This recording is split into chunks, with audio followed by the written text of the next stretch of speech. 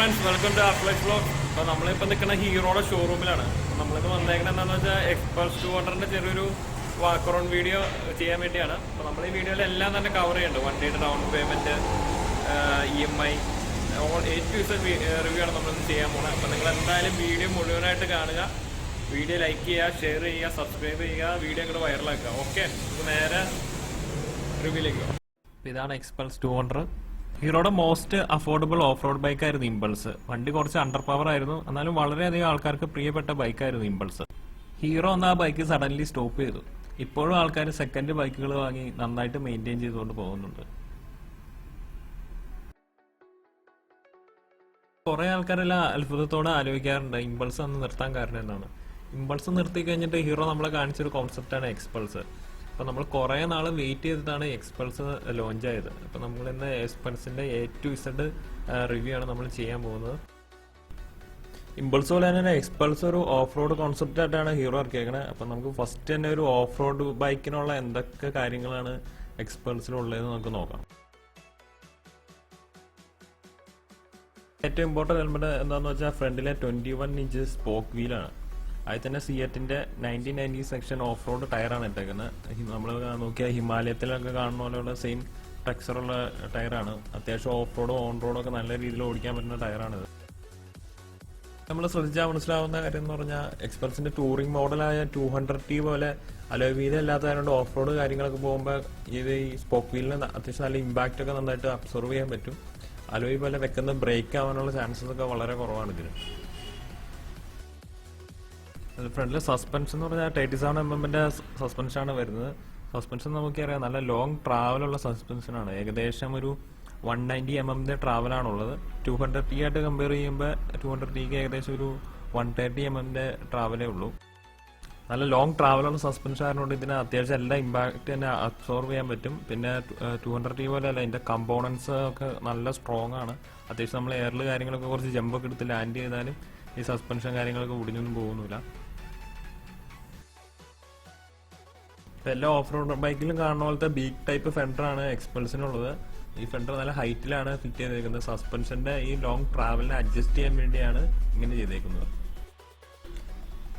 Front break 276mm disk ആണ് വരുന്നത്. 200T ആയിട്ട് കമ്പയർ ചെയ്യുമ്പോൾ നമുക്ക് ഇവിടെ പെറ്റൽ ഡിസ്ക് ലഭിക്കുന്നുണ്ട്. പെറ്റൽ ഡിസ്ക് ആയതുകൊണ്ട് തന്നെ കൂളിംഗ് കാര്യങ്ങളൊക്കെ നന്നായിട്ട് നടക്കുന്നുണ്ട്. അതുകൊണ്ട് തന്നെ ബ്രേക്കിങ്ങും കുറച്ചും കൂടി ബെറ്റർ ആണ്. ബൈക്കിൽ ABSും കൂടി വരുന്നുണ്ട്. ഫ്രണ്ടിൽ മാത്രമാണ് ABS ഉള്ളൂ, പുറകിലില്ല. നിങ്ങൾക്ക് അറിയായിരിക്കും ഓഫ് റോഡ് ബൈക്ക് കാര്യങ്ങൾക്കൊക്കെ ബാക്കിൽ ABS ഇല്ലാത്തതുകൊണ്ട് നമുക്ക് ബാക്ക് ടയർ ഡ്രിഫ്റ്റ് ചെയ്ത് അകത്തേക്ക് കൊണ്ടുപോകാൻ കുറച്ചും കൂടി ഈസി ആയിരിക്കും. ABS സ്വിച്ചബിൾ അല്ല, ബാക്കിൽ ABS ഇല്ലാത്തതുകൊണ്ട് പിന്നെ അതിന്റെ ആവശ്യം വരുന്നില്ല. പിന്നെ ഓഫ് റോഡ് ബൈക്കിന്റെ ഏറ്റവും ഇമ്പോർട്ടന്റ് ഫാക്ടറാണ് ഗ്രൗണ്ട് ക്ലിയറൻസ്. ബൈക്കിന് 220mm ഗ്രൗണ്ട് ക്ലിയറൻസ് ആണ് വരുന്നത്. അതുകൊണ്ട് തന്നെ നമുക്ക് ഈ ബൈക്ക് അത്യാവശ്യം നല്ല വലിയ ഒബ്സ്റ്റിക്കിൾസിന്റെ മുകളിൽ കൂടെയൊക്കെ നമുക്ക് ഈസി ആയിട്ട് കൊണ്ടുപോകാൻ പറ്റും, എഞ്ചിന്റെ അടിയൊന്നും ഇടിക്കാതെ തന്നെ. പിന്നെ നമ്മൾ നോക്കുകയാണെങ്കിൽ അത്യാവശ്യം നല്ലൊരു വലിയൊരു ബാഷ് പ്ലേറ്റ് നമുക്ക് കാണാൻ സാധിക്കും. അത്യാവശ്യം നല്ല സ്ട്രോങ് മെറ്റീരിയൽ കൊണ്ടാണ് ഇത് ഉണ്ടാക്കിയേക്കുന്നത്. നമ്മൾ ഓഫ് റോഡ് കാര്യങ്ങളൊക്കെ പോകുമ്പോൾ ചെറിയ ചെറിയ കല്ലൊക്കെ എഞ്ചിനിലേക്ക് അടിച്ചു കയറാൻ സാധ്യതയുണ്ട്. അപ്പൊ അതിൽ നിന്ന് എഞ്ചിനെ ഇത് പ്രൊട്ടക്ട് ചെയ്തോളും. പിന്നെ നമ്മൾ വലിയ കുന്നിന്റെയോ കല്ലിന്റെ മുകളിലേക്കൊക്കെ പോകുമ്പോൾ എഞ്ചിൻ സ്റ്റക്ക് ആവാതെ ഈ ബാഷ് പ്ലേറ്റ് പ്രൊട്ടക്ട് ചെയ്തു.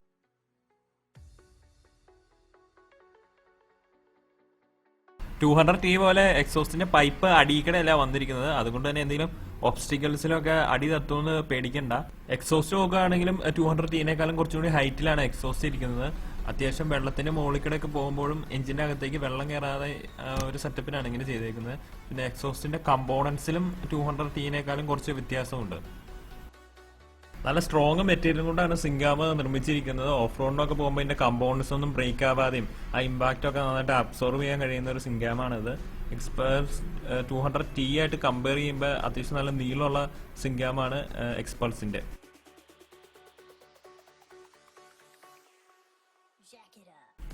ബൈക്കിന്റെ വീൽ ബേസ് അത്യാവശ്യം വലുതാണ്. 1412 വീൽ ബേസ് വരുന്നത്. സിങ്കാമിന് നല്ല നീളമുള്ളത് കൊണ്ടും ട്രെയിൽ ആംഗിൾ വലുതായതുകൊണ്ടും നമ്മൾ ശ്രദ്ധിച്ചറിയാം ഫ്രണ്ടിലെയും ബാക്കിലെയും വീല് തമ്മിലുള്ള ഡിസ്റ്റൻസ് അത്യാവശ്യം നല്ല ഹൈ ആണ്.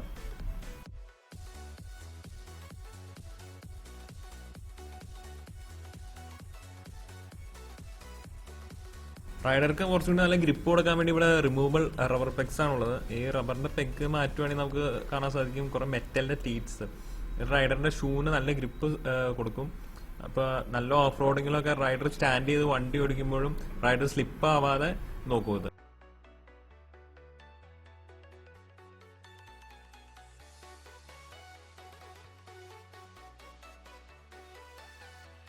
ബാക്കിലൊക്കെ ഹാൻഡിൽ ചെയ്യാൻ പാകത്തിന് നല്ല ലോങ് ട്രാവൽ സസ്പെൻഷനാണ് ബാക്കിലുള്ളത്. ഫ്രണ്ടിലുള്ള പോലെ തന്നെ 170 mm ട്രാവലുണ്ട് ബാക്കിലത്തെ സസ്പെൻഷന്.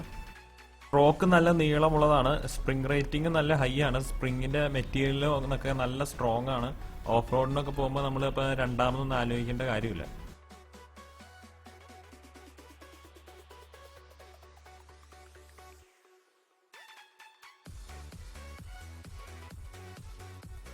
ഹെഡ്ലൈറ്റ് വരുന്നത് മുകളിലും താഴെ LED ആണ് വരുന്നത്. നമ്മൾ ഡുക്കാറ്റി സ്ക്രാബ്ലറിന്റെ ഒരു ചെറിയൊരു ലുക്ക് ഉണ്ട്. ഹെഡ്ലൈറ്റ് 200T ആയിട്ട് ഷെയ്ഡാണ്. ബ്ലിങ്കേഴ്സ് വരുന്നത് ബൾബാണ്, LED അല്ല വരുന്നത്. ചെറിയൊരു വൈസർ ഇതിന് വരുന്നുണ്ട്. 200Tയില് വൈസർ വരുന്നില്ല.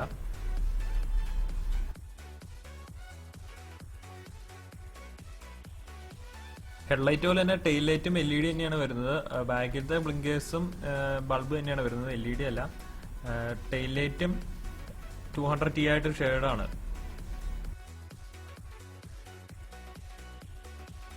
ഫ്രണ്ടിലെ ടയർ വലുതായതുകൊണ്ടും ട്രെയിൽ ആംഗിൾ ഹൈ ആയതുകൊണ്ടും തന്നെ സീറ്റ് ഹൈറ്റ് അത്യാവശ്യം നല്ല ഹൈ ആണ്. ഞാനിപ്പോൾ 6 അടിയുള്ള ആളാണ്. എനിക്കിപ്പോൾ അത്യാവശ്യം നല്ല കംഫർട്ടബിൾ ആയിട്ട് തന്നെ ബൈക്കിൽ ഇരിക്കാൻ പറ്റുന്നുണ്ട്. എൻ്റെ ഹീലും ഒക്കെ നന്നായിട്ട് ഗ്രൗണ്ടിൽ ടച്ച് ചെയ്യുന്നുണ്ട്. ഞാൻ ഷോറൂമിൽ വെച്ച് ഒരു 5 അടി 5 ഇഞ്ചുള്ള ഒരു ചേട്ടനെ പരിചയപ്പെട്ടു. അപ്പോൾ ആ ചേട്ടൻ വണ്ടി കയറി എങ്ങനെ ഇരിക്കണേന്ന് ഞാൻ ജസ്റ്റ് ഒന്ന് കാണിച്ചു തരാം. ആ ചേട്ടന് ഹീല് താഴെ മുട്ടിക്കാൻ ചെറിയൊരു ബുദ്ധിമുട്ടുണ്ട്. അഭിപ്രായം എന്ന് പറഞ്ഞൊരു 5 അടി 4 ഇഞ്ച് താഴെയുള്ളവർക്ക് ബൈക്കിൽ കയറിയിരിക്കാൻ ചെറിയൊരു ബുദ്ധിമുട്ടുണ്ടാവുമെന്നാണ് എനിക്ക് തോന്നുന്നത്. ബൈക്കിന്റെ സീറ്റ് ഹൈറ്റ് വരുന്നത് 823 mm ആണ് വരുന്നത്. 200T ആയിട്ട് കമ്പയർ ചെയ്യുമ്പോൾ 203ക്ക് ഏകദേശം 795 mm സീറ്റ് ഹൈറ്റ് ഉള്ളൂ.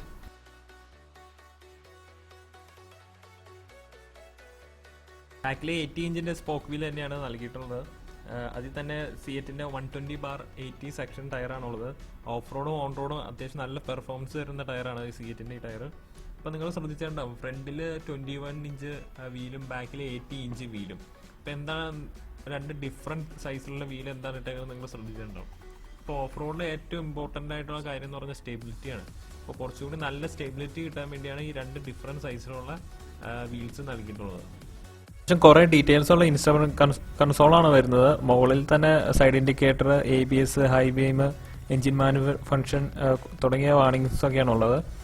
പിന്നെ താഴെ digital meter, RPM meter, gear indicator, speed, clock, odometer. പിന്നെ സൈഡിൽ തന്നെ നമുക്ക് 2 ട്രിപ്പ് മീറ്റർ കാര്യങ്ങളൊക്കെ കാണാം. പിന്നെ ഓരോ സെക്ഷനിലേക്ക് മാറാനുള്ള സ്വിച്ചസും കാര്യങ്ങളെല്ലാം സൈഡിൽ തന്നെ കൊടുത്തിട്ടുണ്ട്.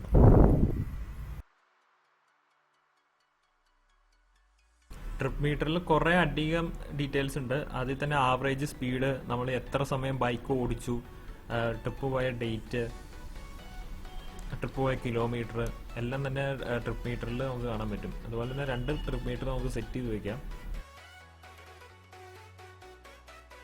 പിന്നെ വേറൊരു ഓപ്ഷൻ എന്ന് പറഞ്ഞാൽ നമുക്ക് നമ്മുടെ ഫോണും ബൈക്കും തമ്മിൽ ബ്ലൂടൂത്ത് വഴി പെയർ ചെയ്യാൻ സാധിക്കും. അതിനുവേണ്ടി നിങ്ങൾ ഹീറോയുടെ റൈഡ് ഗൈഡ് എന്ന് പറഞ്ഞ ആപ്ലിക്കേഷൻ ഡൗൺലോഡ് ചെയ്യണം. അപ്പം നമുക്ക് അതുവഴി turn by turn navigation enable ചെയ്യാൻ പറ്റും. ഇപ്പോൾ സാധാരണ നമ്മൾ എങ്ങോട്ടെങ്കിലും പോകാന്ന് പറഞ്ഞാൽ ഗൂഗിൾ മാപ്പൊക്കെ ഇട്ടായിരിക്കും പോകുന്നത്. അപ്പോൾ നമുക്ക് ഫോണിൽ കുറേ ഡിസ്ട്രാക്ഷൻ ഒക്കെ വരാൻ ചാൻസ് ഉണ്ട്. അപ്പോൾ നമുക്ക് ഈ ഫോൺ ബൈക്ക് വഴി കണക്ട് ചെയ്യുന്നത് വഴി വേറെ ഡിസ്ട്രാക്ഷൻ ഒന്നും ഇല്ലാതെ നമുക്ക് റൈഡിൽ തന്നെ കോൺസെൻട്രേറ്റ് ചെയ്ത് നമുക്ക് പോകാൻ പറ്റും. പിന്നെ വേറൊരു ഫീച്ചറാണ് എക്കോ മോഡ് എന്ന് പറഞ്ഞ ഫീച്ചർ. ഇപ്പം നിങ്ങൾ ഫ്യൂവൽ സേവ് ചെയ്യാൻ വേണ്ടി നിങ്ങൾ എത്ര നന്നായിട്ട് വണ്ടി ഓടിച്ചു എന്ന് ബൈക്ക് തന്നെ നമുക്ക് പറഞ്ഞു തരും. ഇപ്പം നമ്മൾ കാണാൻ സാധിക്കുകയാണെങ്കിൽ നമുക്ക് 3 റൗണ്ട്സ് കാണാൻ പറ്റും.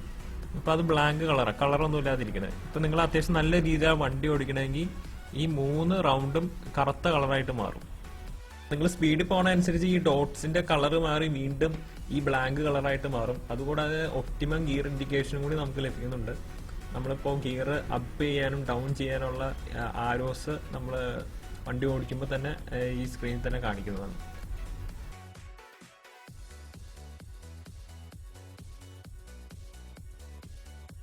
എഞ്ചിൻ വരുന്നത് air cooled 12 valve single cylinder OHC എഞ്ചിനാണ് വരുന്നത്.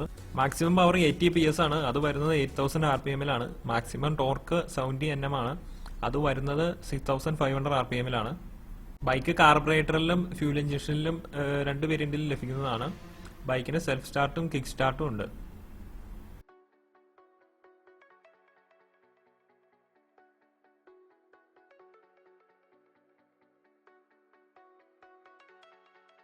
ടാങ്ക് പോറാടെ പ്രൊട്ടക്ട് ചെയ്യാൻ ഒരു ടാങ്ക് പാഡ് വരുന്നുണ്ട്. 200T ടാങ്ക് പാഡ് വരുന്നില്ല. 200T പോലെ സ്ട്രിപ്പ്ഡ് സീറ്റ് അല്ല വരുന്നത്. സീറ്റിന്റെ മുകളിലൊരു സ്ലിപ്പ് റെസിസ്റ്റൻസ് സർഫസ് വരുന്നുണ്ട്. റൈഡർക്ക് കുറച്ചുകൂടി ഗ്രിപ്പ് കിട്ടും. ഇത് എനിക്ക് പേഴ്സണലി 200T സീറ്റിനേക്കാളും ഇഷ്ടപ്പെടുന്നത് ഈ സീറ്റാണ്. അത്യാവശ്യം ലോങ് ഒക്കെ പോകാൻ അത്യാവശ്യം നല്ല കംഫർട്ടബിൾ ആയ സീറ്റാണെന്ന് തോന്നുന്നത്. അത്യാവശ്യം വലിയ ഗ്രാബ് റെയിലാണ് ബാക്കിലുള്ളത്. നമ്മുടെ ലഗേജൊക്കെ നമുക്ക് ഹോൾഡ് ചെയ്യാൻ വേണ്ടി റബ്ബറിന്റെ കുറെ നോബ്സ് ഒക്കെ ഉണ്ട് മുകളിൽ. പിന്നെ നമുക്ക് ബഞ്ചി കോഡൊക്കെ ഉപയോഗിച്ച് അടിയിലത്തെ നോച്ചസിലേക്ക് നമ്മുടെ ലഗേജൊക്കെ നന്നായിട്ട് കെട്ടി വെക്കാൻ സാധിക്കും.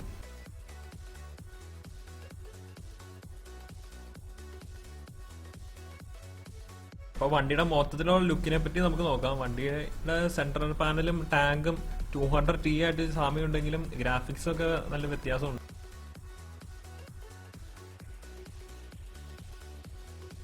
എക്സ്പൾസ് മൊത്തത്തിൽ 5 കളറിലാണ് അവൈലബിൾ ആയിട്ടുള്ളത്.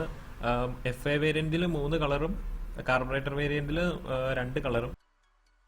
നമ്മളിപ്പോൾ കാണുന്ന FA വേരിയന്റിലെ മിലിറ്ററി ഗ്രീൻ കളറാണ്. നമ്മൾ ശ്രദ്ധിച്ചറിയാം, നമുക്ക് ടാങ്കിലും സെൻട്രൽ പാനലും 2 സെപ്പറേറ്റ് കളറാണ് വരുന്നത്. ടാങ്കിലൊരു മിലിറ്ററി ഗ്രീൻ കളറും സെൻട്രൽ പാനലിൽ ഒരു സിൽവർ കളറും ആണ് വരുന്നത്. അതിൻ്റെ ഇടയ്ക്ക് ഒരു ഗ്രാഫിക്സും എക്സ്പൾസിന്റെ ഒരു എക്സിന്റെ വലിയൊരു ലോഗോയൊക്കെ കാണാം നമുക്ക്.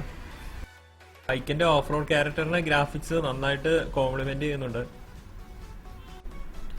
ബൈക്കിന്റെ ഫ്യൂവൽ ടാങ്ക് കപ്പാസിറ്റി 13 ലിറ്റർ ആണ്. മൈലേജ് കമ്പനി ഏകദേശം 40 കിലോമീറ്ററിനടുത്താണ് പറയുന്നത്. ബൈക്കിന്റെ എക്സ്ഷോറൂം പ്രൈസ് വരുന്നത് 1,06,100 രൂപയാണ്. വണ്ടിയുടെ നമുക്കൊരു ഡൗൺ പേയ്മെന്റ് 27,000 രൂപയ്ക്ക് ഉണ്ടെങ്കിൽ നമുക്ക് വണ്ടി ഇറക്കാൻ പറ്റും. EMI വരുന്നത് 4,073 ആണ് 36 മാസത്തേക്ക്. ഞാൻ അതിന്റെ ഡീറ്റെയിൽസ് കാര്യങ്ങളെല്ലാം ഞാൻ എന്റെ ഡിസ്ക്രിപ്ഷൻ ബോക്സിൽ ഇട്ടേക്കാം. അപ്പൊ നിങ്ങൾ അതിൽ കയറി ഒന്ന് ചെക്ക് ചെയ്യുക. ഞാൻ അപ്പൊ അതിന്റെ റെപ്രസെന്റേറ്റീവിടെ നമ്പറും കൂടി കൊടുത്തേക്കാം. അപ്പൊ എന്തെങ്കിലും ഡൗട്ട് ഉണ്ടെങ്കിൽ പുള്ളിനെ വിളിച്ചാൽ മതി.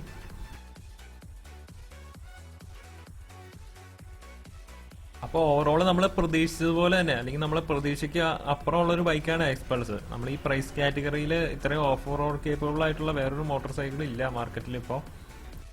ഇനി ഇതായിട്ട് കോമ്പറ്റീഷൻ എന്ന് പറയാൻ പറ്റുക ഹിമാലയൻ ആണ്. അതാണെങ്കിൽ അടുത്ത പ്രൈസ് കാറ്റഗറിയിലുള്ള ബൈക്കാണ്. എക്സ്പൾസ് 200ന്റെ ഒരു ഡീറ്റെയിൽ ആയിട്ടുള്ള ഒരു റൈഡ് റിവ്യൂ ഞാൻ അടുത്ത് തന്നെ ചെയ്യുന്നതാണ്. അപ്പോൾ ഗൈസ്, അതിനു മുമ്പ് നിങ്ങൾ എൻ്റെ ചാനൽ സബ്സ്ക്രൈബ് ചെയ്താൽ മാത്രമാണ് പുതിയ ബൈക്കൊക്കെ ഇറങ്ങുമ്പോൾ എനിക്ക് ഇത്രയും ഡീറ്റെയിൽ ആയിട്ട് റിവ്യൂ കാര്യങ്ങളൊക്കെ ചെയ്യാൻ പറ്റുള്ളൂ. അപ്പം നിങ്ങൾ വീഡിയോയ്ക്ക് ലൈക്ക് ചെയ്യുക, വീഡിയോ ഒക്കെ നിങ്ങളുടെ ഫ്രണ്ട്സിനൊക്കെ ഷെയർ ചെയ്ത് കൊടുക്കുക. പുതിയ ഇതുപോലത്തെ വീഡിയോ ഒക്കെ വരുമ്പോൾ നിങ്ങൾക്ക് നോട്ടിഫിക്കേഷൻ ആയിട്ട് വരാൻ വേണ്ടി ആ ബെല്ലൈക്കണും കൂടി ഒന്ന് എനേബിൾ ചെയ്തിടുക. അപ്പോൾ thanks for watching this video. അപ്പോൾ വീണ്ടും കാണാം. എല്ലാവരും റൈഡ് സേഫ്.